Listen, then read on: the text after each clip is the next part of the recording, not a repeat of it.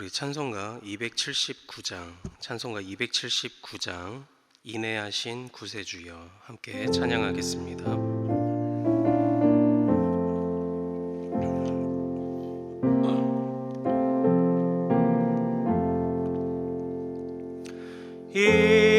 인애하신 구세주여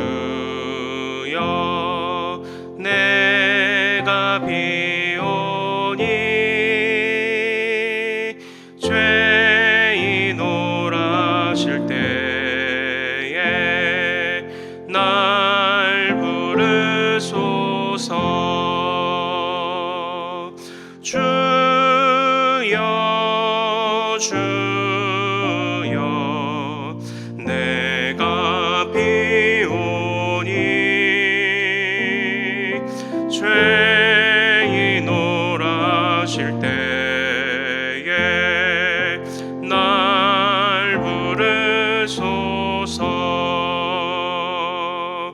자비하신 보좌 앞에 꿇어 엎드려 자복하고 회개하니 믿음 주소서. 주여 주여 내가 비오니 죄인 오라실 때에 날 붙드소서. 주의 공로 의지하여 주께 가오니 상한 마음을 고치시고 구원하소서. 주여 주여 내가 비오니 죄인 오라실 때에 날 부르소서. 만복 근원 우리 주여 위로하소서. 우리 주와 같으시니 어디 있을까. 주여 주여 내가 비오니 죄인 오라실 때에 날 부르소서.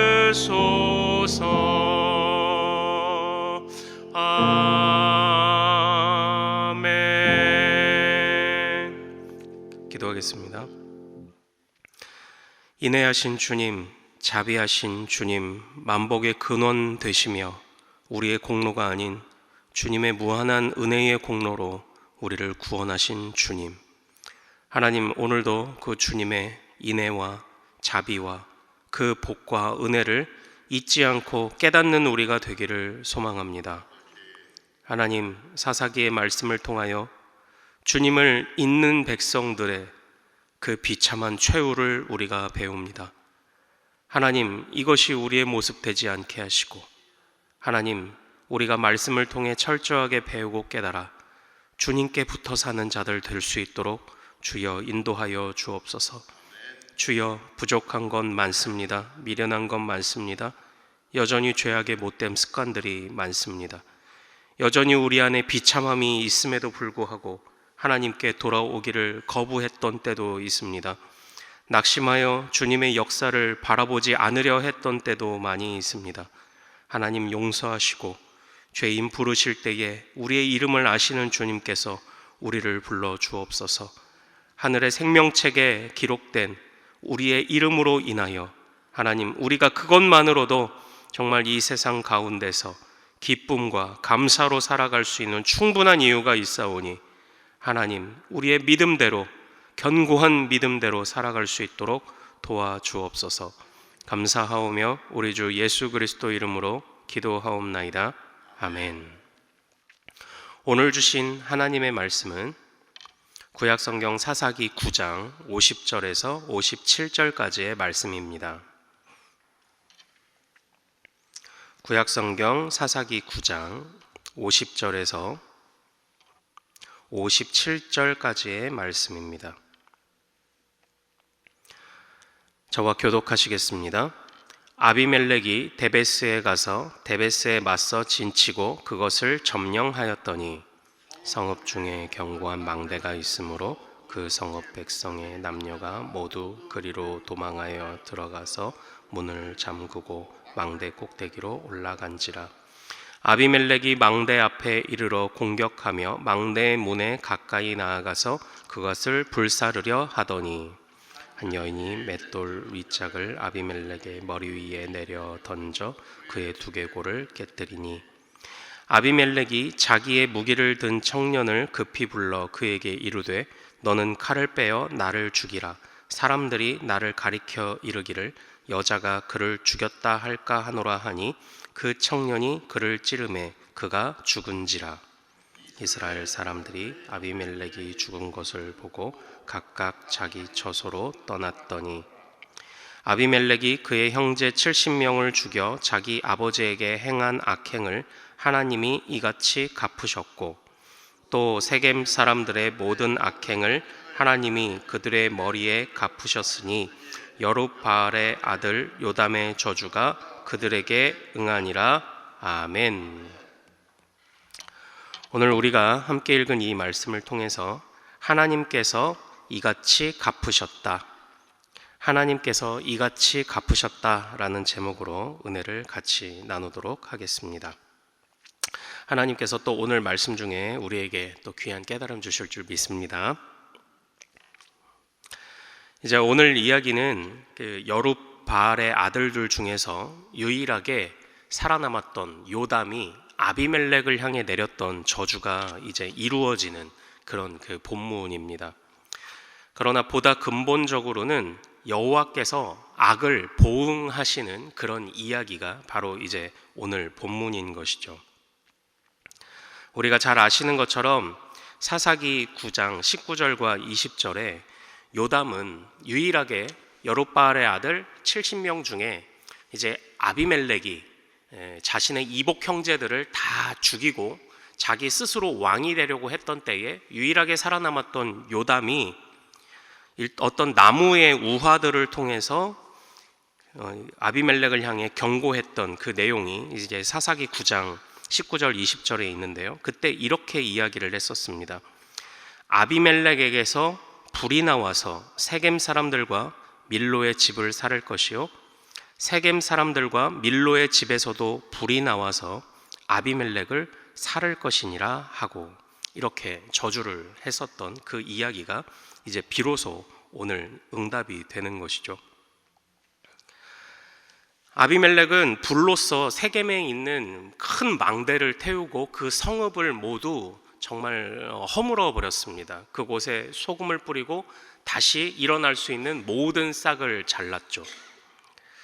아비멜렉과 세겜은 그들이 친척 관계였죠. 외가 관계였습니다. 그러나 세겜에서 반란이 일어났고 아비멜렉은 그것을 이제 철저하게 진압을 하게 되었던 것이죠. 아비멜렉이 스스로 왕이 되려고 했을 때에 이스라엘에는 평안이 없었습니다. 보통 왕의 역할을 하는 하나님의 대리자의 역할을 하는 사사들이 나타나면 하나님께서 이스라엘 땅에 다시금 태평을 허락하셨지만 왠지 스스로 나타난 이 아비멜렉의 시대에는 하나님이 평안을 허락하지 않으셨습니다. 왜냐하면 그가 옳은 방법으로 왕이 된 것이 아니었기 때문이죠.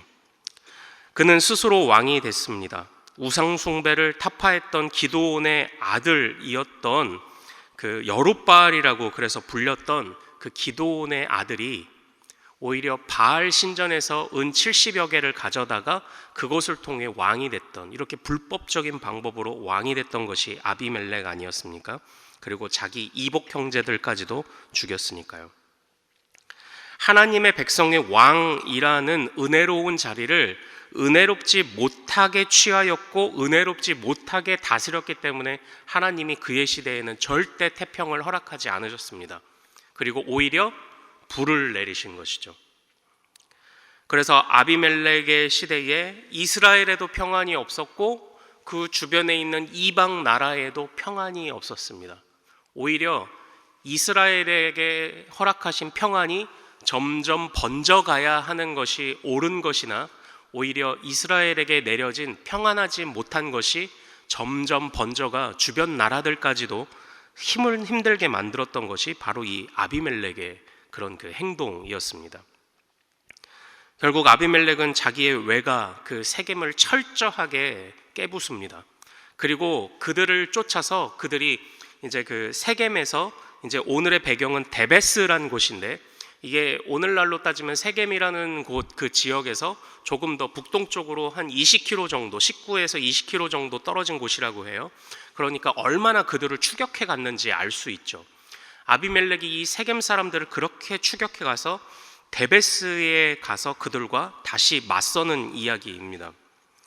그런데 그때 이 아비멜렉이 또 데베스의 망대 51절에 보면 견고한 망대가 있으므로 그 세겜 백성들, 도피한 세겜 백성의 일부가 그 망대에 숨어 들어갔는데 아비멜렉이 이제 그 망대를 또 불태우려고 했던 것이죠.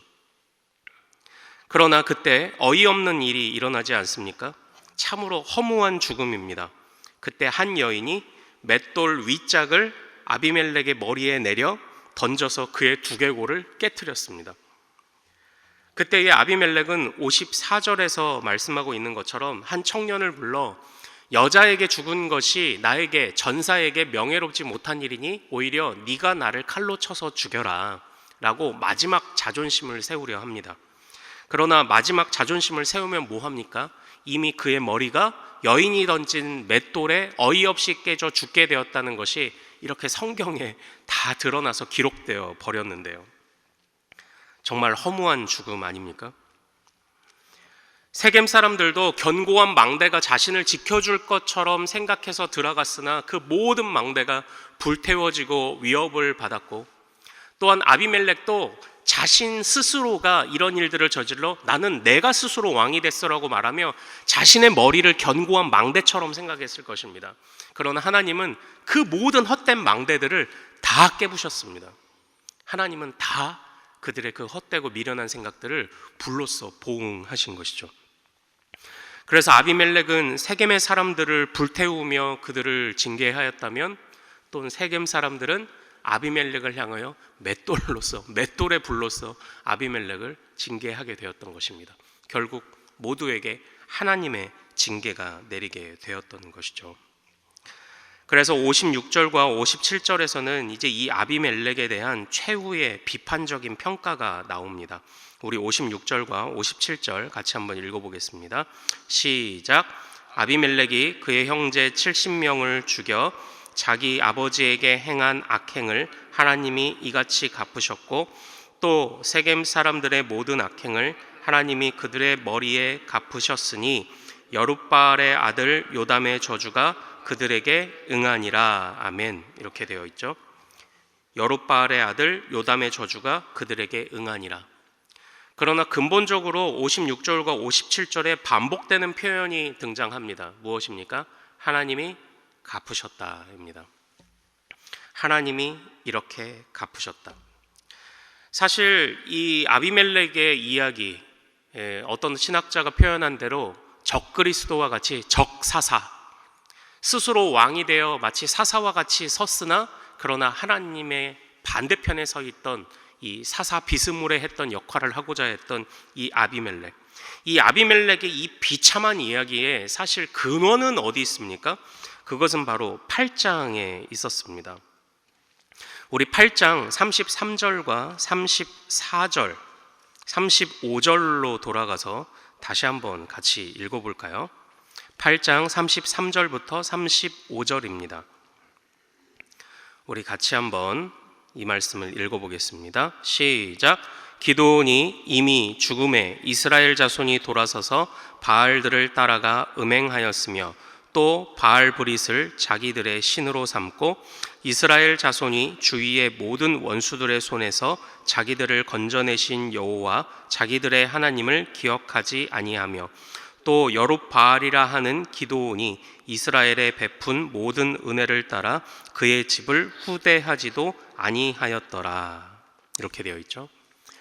이 비극적인 이 모든 일의 원인이 무엇이었습니까? 바로 모든 이스라엘의 죄악이었습니다.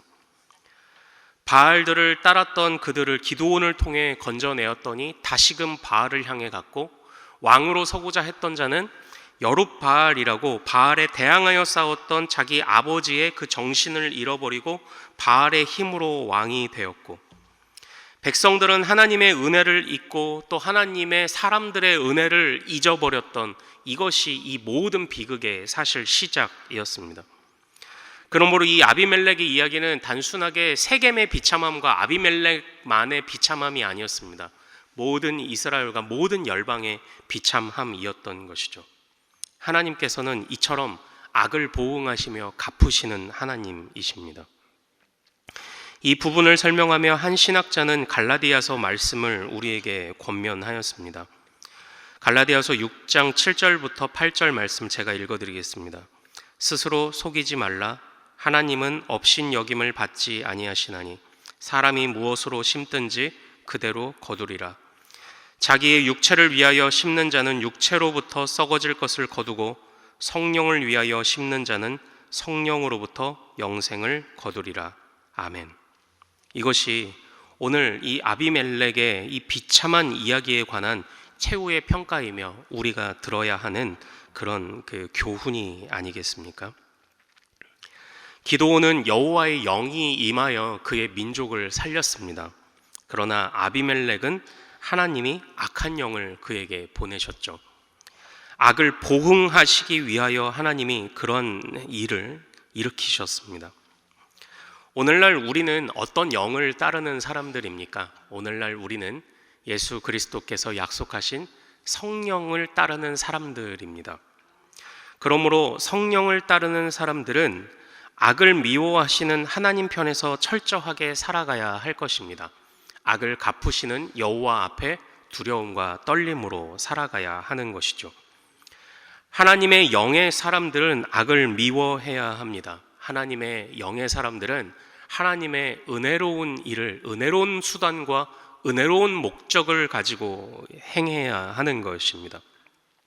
하나님께서 우리에게 오늘 이 말씀을 통하여 주시는 하나님께서 이같이 갚으셨다, 하나님께서 이같이 갚으실 것이다 라는 교훈을 절대 잊지 않으시는 우리 모든 성도님들 되시기를 소망합니다. 이제 이 사건 이후로 사사기는 굉장히 암울한 이야기들이 펼쳐집니다. 안식과 태평함이 쉽게 찾아오지 않습니다. 하나님께서 그의 백성들에게 속히 응답하시지 않으려는 듯한 그런 모습을 볼 수 있게 됩니다. 하나님의 그 인내심을 바닥으로 만들었던 그런 죄악들이 점점 더 많이 등장을 하게 되는 것이죠. 이 사사기의 이야기를 통해서 철저하게 악을 미워하시는 하나님을 배우시기를 소망합니다. 그래서 오늘도 더 정결하게 우리 자신을 살피며 보응하시는 여호와, 악을 갚으시는 여호와 앞에 두렵고 떨림으로 살아가시는 거룩한 백성들 되시기를 소망합니다. 우리 오늘 말씀 붙잡고 한번 같이 기도하겠습니다. 하나님 아버지, 하나님의 영에 사로잡힌 우리가 어찌 악을 가까이 할 수 있겠습니까?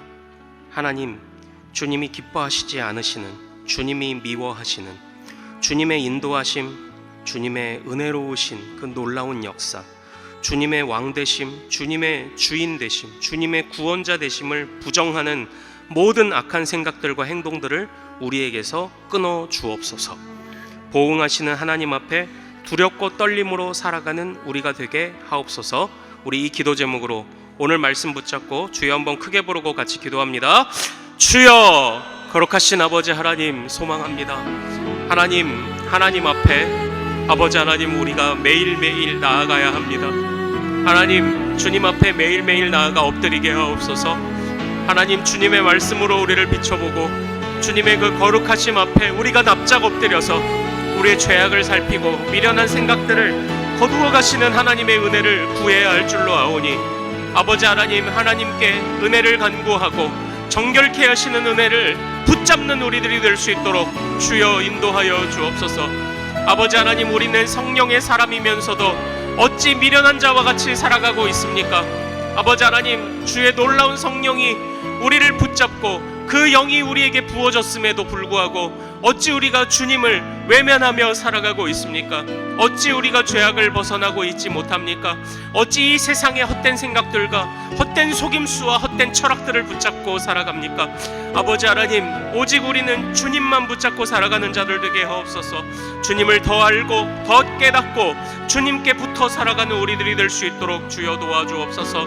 이 사사기의 기록과 같이 악을 미워하시며 보응하시는 여호와 하나님을 우리가 온전히 깨닫기를 원합니다. 그 하나님을 두려워하기를 원합니다.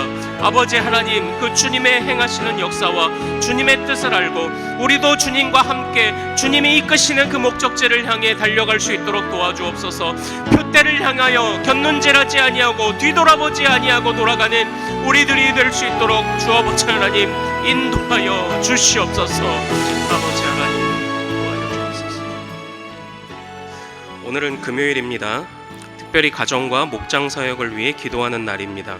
이 시간 기도하실 때 우리 교회 모든 가정마다 사랑 충만, 말씀 충만, 성령 충만하게 하여 주옵소서. 모든 부모마다 축복의 언어를 주시고 서로 격려하며 축복하는 가정이 되게 하옵소서. 우리 교회 목장에 속한 모든 가정들마다 기쁨과 감사가 넘치게 하여 주옵소서.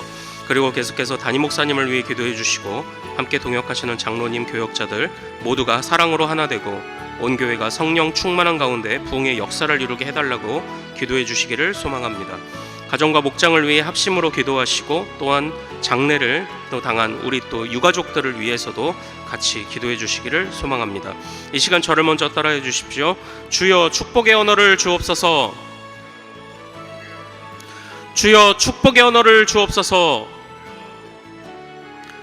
우리 주여 이름 크게 한번 부르고 같이 마음껏 기도합니다. 주여! 거룩하신 아버지 하나님 소망합니다. 아버지